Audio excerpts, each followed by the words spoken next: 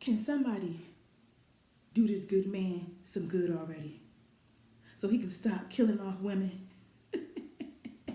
Please, can somebody hurry up and do this man some good? Okay? No, wait. Part one, I think that heifer witch, she deserved that. Now the kids and even the convict who she fell in love with or whatever, who was her ex boo and she couldn't get enough of him, you know, he deserved to be spared too. Okay? But this one right here, part two, I don't know. I don't know. Look, murder is bad. Yes, murder is bad. So I'm canceling that. Boop. But I don't know whose side to be on in part two. I don't know because okay, so Kamal Smith, who produces and created this amazing plot and twister too, he stars in his own movie, and I love it because you know some people always say like starring in your own movie that is tacky or whatever, but come on, can we remember Tyler Perry who stars in his own movie and is a billionaire right now? And also I love when people star in their own films because it's like you have so much faith in your own work and you know it's that damn good that you want to be a part of it on the front, the center, and the back, you know? So I like that, and I feel as though Kamal is a very attractive man. As he's not my type, but his vernacular, and what is that word we used to say? His swag. He has so much swag, and that's a turn on or whatever. So anyway, he stars in his own film, and you know he's a good guy. He's got it going on. I think he's in real estate or whatnot, and he's the best to ever do it, especially on the black side. So he's real estate, whatever. He has it going on. He's world-renowned type of guy, astute, you know, studious, and very humble. And but he cannot fucking seem to find a good woman to save his goddamn life, literally. So the movie picks up from part two where you know he off his fiance who couldn't stop for whatever reason it was. Jumping back on old Dick, okay? And I get it, you know, you in love with someone from a flash from your past or whatever. But you be honest about that, heifer, and you cut him loose. You don't be greedy and try to, you know, force yourself or to assimilate to this new norm, the riches and the money flowing in. When you in love with the peasant down the street, you can't have either or, okay? So yeah. Whatever, so now she's dead and gone and stuff, and Kamal's moved on or whatever, mind his own business. They come to him. So mind his own business or whatever, still trying to deal with the demons in his head and the reenacted horror starring him who killed off his fiancée is just playing in his head. She's coming back to in visions and stuff and things like that. So he's really dealing with that and imploding inside. So he moves on, obviously, with this new beautiful woman, and she noticed that he's erratic. His behavior is erratic, you know. She works as a principal maybe at a school, and she ain't got time for the shit. I already got to deal with these ghetto-ass motherfucking kids and these mamas and erratic behaviors and bipolar shit at school. I got to deal with it with my man. I'm compartmentalizing, and in this box, if you're supposed to be my piece and you're not, so you go to therapist, boo. I love you, boo, but you go to a therapist because he winds up maybe choking her during sex, that scene, and that's when she was like, enough's enough. That's it, go get help. I wish we all were that determined, and we had that what is it called? That gift of discernment when it comes to noticing that a man is motherfucking off immediately. Okay? Immediately. I wish we all had that acuity in that fucking tenacity and strength to say, oh no, I don't give a fuck what you got. Bye-bye. Bye-bye. I don't give a fuck if you were a billionaire with a dick the size of my leg. Goodbye. I wish we would all can get to that age. Maybe it's age. Maybe it's clearing out some dust and clutter and your mental psyche that makes you that makes you persevere and step up to the plates in your own life. because you are the main character, right? So she told him she didn't want to be with him anymore, get your shit together. And, you know, he was trying to get his shit together by opening up more getting more rental, acquiring more rental properties with the best of the best who's ever done it, and collaborating with other people, getting him a PR, public relations person to get him on out there. But he couldn't refute the demons in his head. It was like, bitch, you killed me. You know, our bitch was coming back like, you killed me. You know, you will pay for this. He couldn't get it out. He couldn't. There was nothing. He just couldn't get it. And I guess that is one of the necessary pros that comes with killing someone. I heard them people talk about it all the time. When murderers murder, some of them, you know, they can't even sleep at night. You know, they pretend to live these conducive lives on the outside. When the inside they're imploding. So that's what our boy Kamal was doing. His character name is Ethan. So in comes this sexy cop, and she plays in a lot of stuff. I love her. She's a gorgeous woman. In comes this okay. Oh, so the ex-fiance's mom, she's relentless. She's like, oh no, Ethan, I know you had something to do with my daughter's disappearance. So she's not stopping, and she's stampeding and trudging through the streets trying to find her baby and answers. So she meets up with the sexy detective lady, and at first the detective lady is just not buying into, you know, the possibility of this girl being deceased. She's grown. Maybe she just moved on with the peasant ex-convict and wanted to just live a normal life. So she doesn't see enough evidence to try to dig into it until she finally does. Digs into the evidence, you know, met with, before we get into that, they gave us a little backstory about what's going on in her life. And I knew she was going to be imperative. I don't know why I didn't look at the thumbnail, because she's right here. So I didn't recognize her on the thumbnail. Kamal's so, you know, notoriously just taking over everything here. So I didn't pay attention to the lead lady in this. I didn't know who the lead lady was going to be. I thought it was going to be the public relations lady, like, you know. So she comes in and they give us a backstory, and right then when they're giving us the backstory, I'm like, oh, she's going to be the next victim, whatever. It was obvious. So she's having quarrel in her relationship with her husband because her husband was accused of shooting, you know, Black Lives Matter type of situation, shot a black person, black guy, black boy. And it's playing out in the media and everything like that.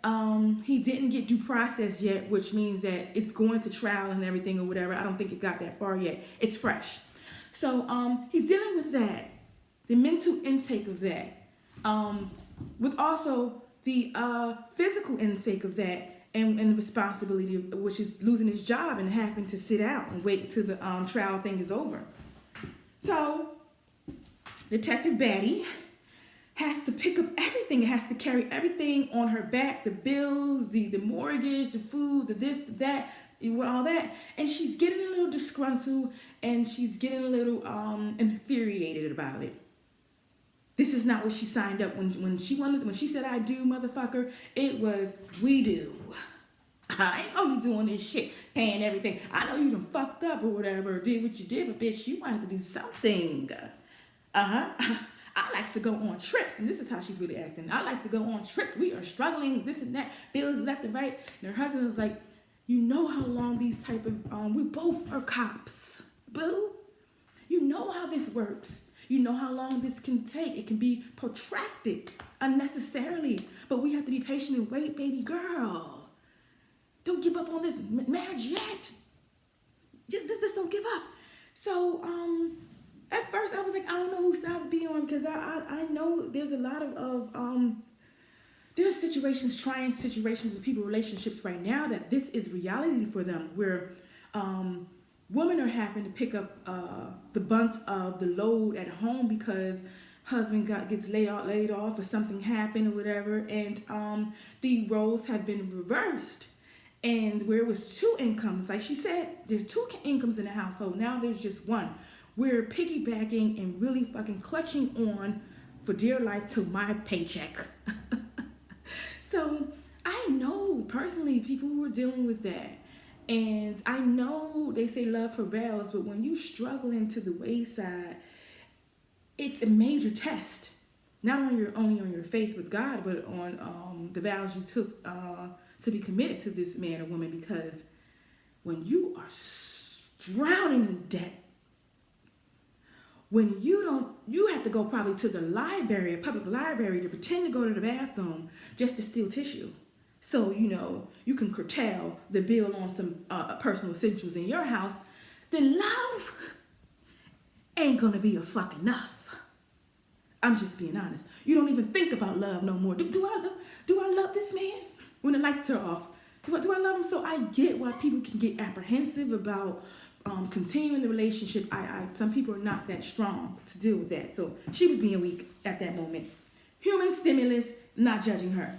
But what I could judge is when her husband was saying, reassuring her that we're going to get it back together, and I'm going to go back to work once it's cleared, and she's like, doing what? Traffic stops?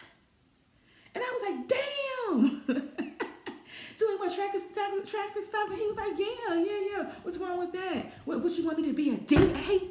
And she was like, yeah, because that shows me that you have some ambitions and dreams about yourself. It's one of those situations where when as soon as you get what you want, you're going to keep wanting more. You're never going to be fucking satisfied.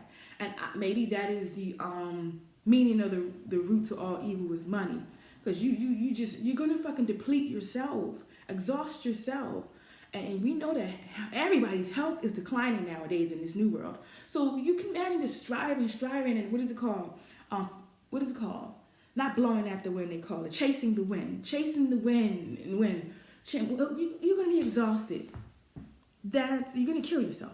So I didn't like the heifer after that. So anyway, long story short, she supposed to be investigating our guy, Ethan. How dingy she is, Is she that broke that her mind is even fucking broken? I don't get it. You're supposed to be there to investigate this man for potentially killing his motherfucking fiance. Why are you engaging in inappropriate dialogues with him? Why are you even going on boats with him and shit like that? Getting comfortable. Bitch, don't get too comfortable. She got too comfortable. And he started asking her questions, and right then and there, I really want to say it was an act of manipulation because Kamal played on her vulnerability, and not her vulnerability as wanting to be loved, wanting to be taken care of. He sensed that immediately. By smart men like that, they sense the weakness. The moment she got on that motherfucking ship, he knew he had her. Bling bling.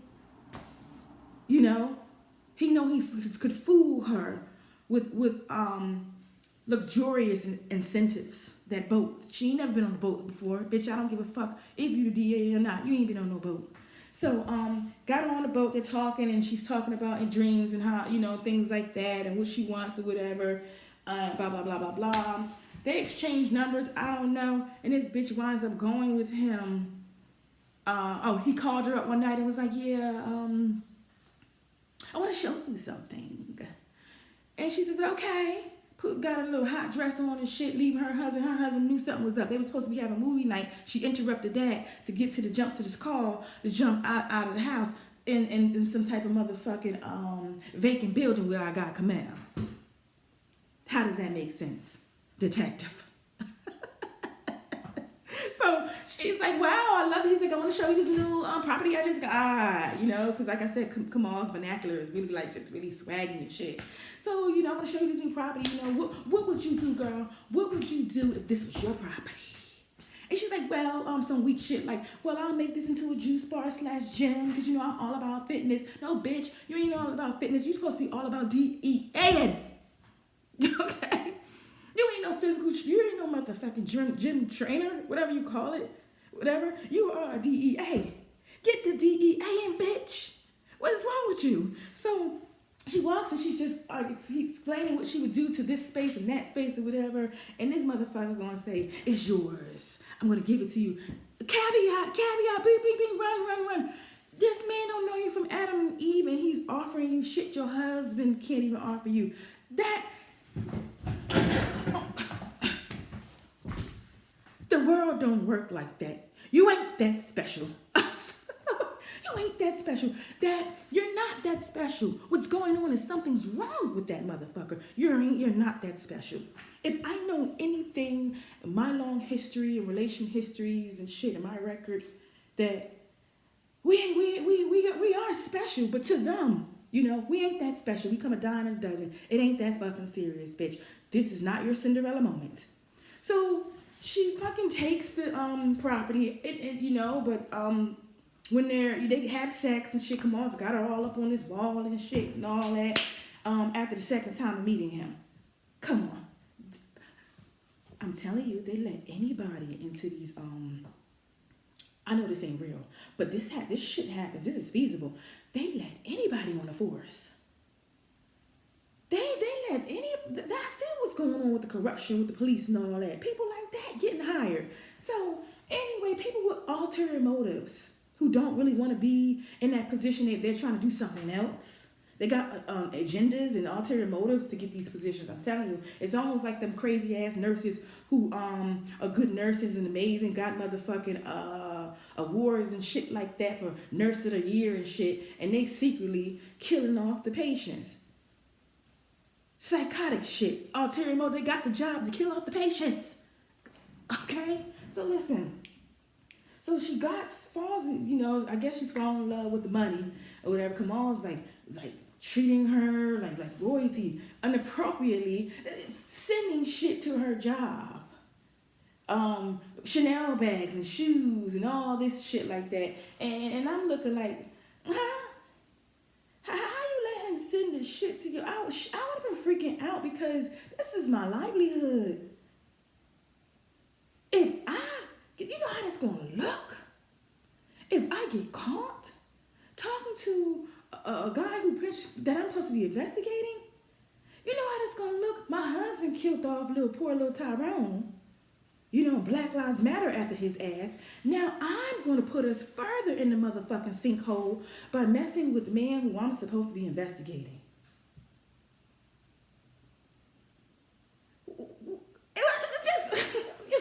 But I'm not saying that Kamal's plot is unreasonable and unrealistic, because this shit be happening.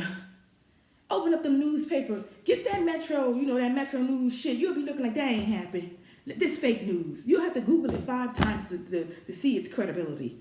So this shit happen. People are this dumb and stupid, risk everything for fucking money. People are. So anyway, he's spoiling the shit out of her and whatever. Another detective, this is why I was like, just off the bitch already. Another fucking detective looks at her and can see how it's like her disposition is just changing, her mood is just changing. Then he sees the girl opening up gifts from Kamal at her station at her fucking work desk and shit. And he's looking like, I know that ain't her husband, because her husband lost his motherfucking job. He broke it in a joke. So who giving him them fucking gifts? So he does a little digging of his own or whatever, because he couldn't find out he was fucking her too. Like, damn. Like, she was greedy, nefarious person. Greedy. Okay? Instead of investigating criminal, this bitch was the entire criminal the whole time. Okay? She was nefarious as fuck. It was all about money and shit. Living out her means or whatever. So anyway, he's starting an investigation on her ass. Okay? Because he still loves this bitch or whatever. Starts investigation on her ass. Long story short, Kamal winds up killing his fucking mother-in-law because she was, like I said, she was relentless, and she was coming up to his house like, bitch, I know you killed my motherfucking, daughter. But here's the thing, people, and this Lifetime shows does this too. There is no way in fucking fire in hell, okay? Now I'm not going to say hell because I ain't trying to end up there. There's no way in the pearly gates of ice cream heaven that I'm accusing someone of sadistically murdering my motherfucking only child, whatever, boyfriend, friend, or whatever. You took someone's life. That means, motherfucker, you are sick. You are impenetrable. You are impulsive. And you are not predictable. I don't know what you're capable of doing to me. So if I'm going to your house to ask you some shitload of questions and being accusatory, I am coming with backup. Hello? I am coming. I'm bringing my sister Kelly. I'm bringing my daughter's Kimora Angel. I'm bringing my best favorite cousin Toya. I'm bringing the neighbors down the fucking street. I'm bringing motherfuckers down that I grew up in the projects. We all going over there to ask him to bombard him with some motherfucking questions. It's not going to be a solo type of thing. Are you kidding me? And then you're closing doors, going behind closing doors. Of course he going to off your fucking ass. How you think you got your motherfucking daughter? Stupid. She was by herself. No. She was with that guy. Well, don't matter. When we're coming to be accusatory, we're coming with backup. So anyways, killed the fucking mama. Off her, and I was kind of glad, killed her mama and shit. Cause you should have been a little bit closer to your daughter or whatever.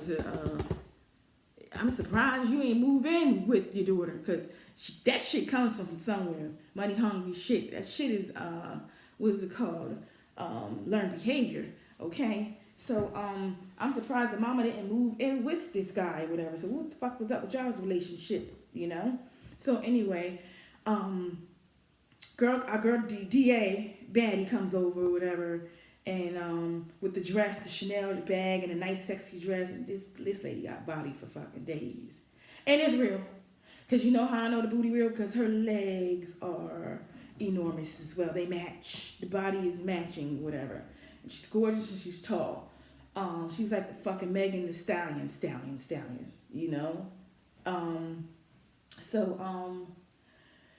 she, the quintessential fucking Megan the Stallion. So anyway, she's got this soft blue dress on, and she's downstairs after comes over after Kamal kills his mother-in-law, and then he hides the body and shit, and he has to act normal and shit. So he lets his girl in and has her sit down so he can just wash off the stink of I just killed a bitch. And he washes off the stink of I just killed a bitch and got his clothes on and shit like that.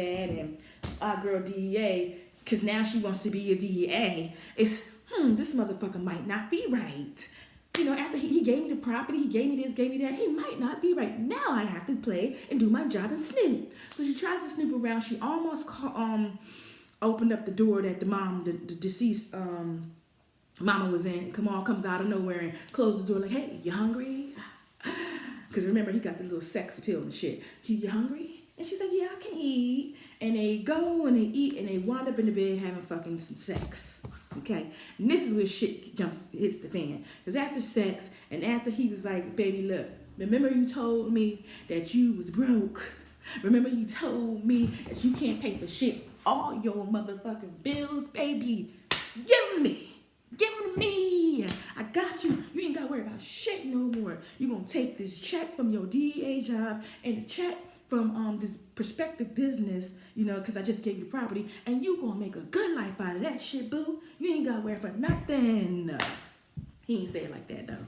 But anyway, then now she got a conscience, and now she's like, I got something to tell you, Ethan. Ethan's getting his clothes on because he's in bliss. He's finally found the one. Maybe he can stop thinking about, maybe if he is successful in this relationship, he will no longer think about the awful deeds and acts he's done to his ex. Maybe that will swift away somewhere, and he can fill up his thoughts with something positive. That's that's going to be the healer. So anyway, that's going to be the placebo to make him forget about his horrific acts. So anyway, he's getting his clothes on like nothing happened because he got a bad bitch, whatever. She's faithful, she's loyal, and this bitch goes and says, I have a husband. Which I didn't think was such a bad fucking thing to say because it's one of the situations where, what is it called? Don't ask, don't tell. You ain't ask. And here you go. Egg on your face too, Ethan, because here you're supposed to be this real estate mogul, world-renowned, successful realtor, whatever, broker or whatever. Bitch, that means you got an MBA, a master's degree, business master's degree. and on some type of soaring high fucking level.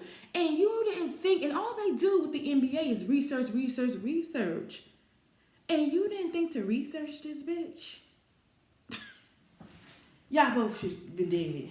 Okay? And I thought that was going to happen because he drags all of them down to the warehouse or whatever. The warehouse that he promised that he was going to give to her. And he winds up in the basement. Now, you know in the beginning of the movie that he was going to utilize that basement for some murderous shit because he took our girl DEA down there when they were touring the empty building.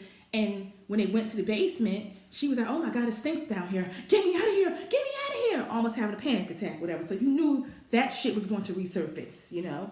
So they're down in there, the place that she was already felt bad vibes from, and he got her tied up. He's not only got her tied up, he's got her, the boo who used to sleep with her, the other DEA who was investigating her ass, because he followed her. He followed her, DEA followed her other side, but nigga, followed her, and Ethan clumped him upside his head and dragged them both down to that basement. Now he has them tied up the same kind of way he had our girl from last time and her little convict tied up in the basement. He's going off, he's venting about how he's like all girls, they whores, they this, that, nasty trifling, this, that, third. Bitch, he's showing his true serial killer fucking intentions. And it's like some Jeffrey Dahmer shit. But I was waiting for him to eat them. That's how crazy he was acting, Ethan was. And like I said, he did that part and he did it well. That motherfucker is a good ass fucking actor. And I don't care what anyone says about Tubi movies or try to discredit Tubi movies, but some of these are hit and miss. It's hit and miss, but half of these motherfuckers are really into the art of acting. Okay, they're really acting, and he did that shit. So anyway, he bludgeons the guy that she was sleeping with to death. Okay, and he tells our girl, I called your fucking husband and he's on his way down. And now she's like, don't touch my fucking husband, Ethan. Girl, shut up. You did not care about that man. So anyway, white boy gets down there. He don't know what's going on. He's going down there and Ethan's got the gun. And then Ethan explains that your wife is a hoe. She been sleeping with me and blah, blah, blah, blah. So I thought that it was going to be either it was going to go this way. That the white man was going to kill the wife. Or the white man was going to kill Ethan's ass. I really did. I wanted him to have his, like, heroic moment in this because he was the victim. The husband was the victim or whatever. But it didn't go like that. It wind up, and I'm chopping this shit up because I don't remember a lot. I remember the important parts, the most parts that really had my eyes like, what?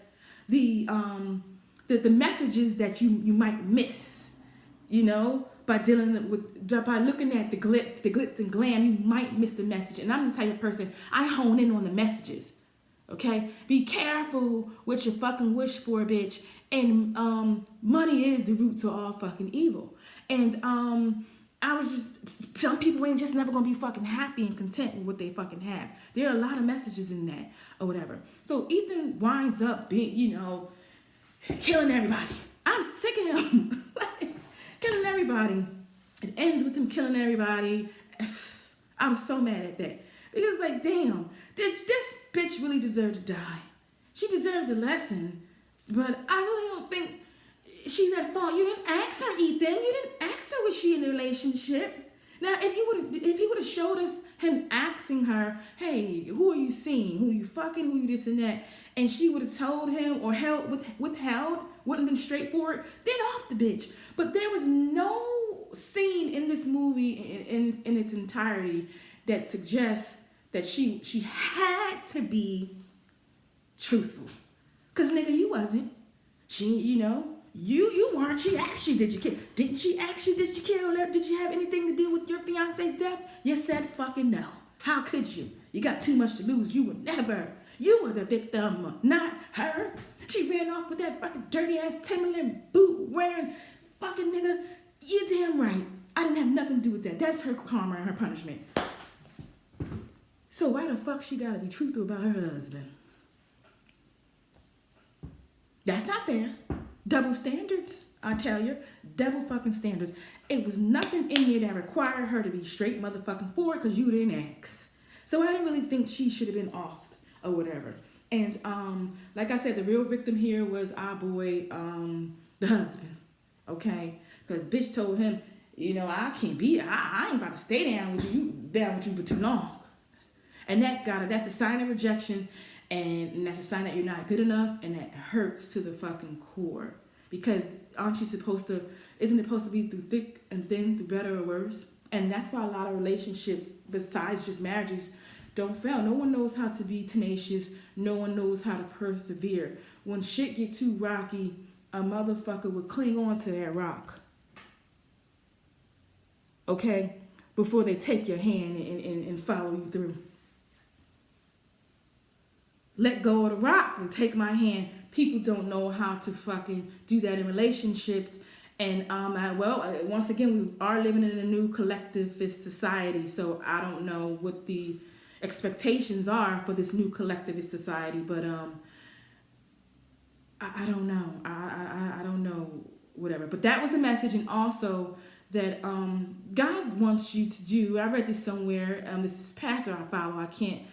I'm gonna link his information in the bottom, but he said God wants you to work with what you have, and he will triple that. You gotta work with what you have, and he will triple that. And she needed to just be a little bit patient to work with what she had, and God would have tripled that. You have to work with what you got, and have faith that God will get you the way you're supposed to be. But come on, Smith. Yes, thank you again, amazing producer. I'm telling you, if you see his face or his name in the shit, it's gonna be fucking fire. It's gonna be fire. I haven't did one of these videos in a long time, but I had time today. So until next time, you've been watching Spoil It.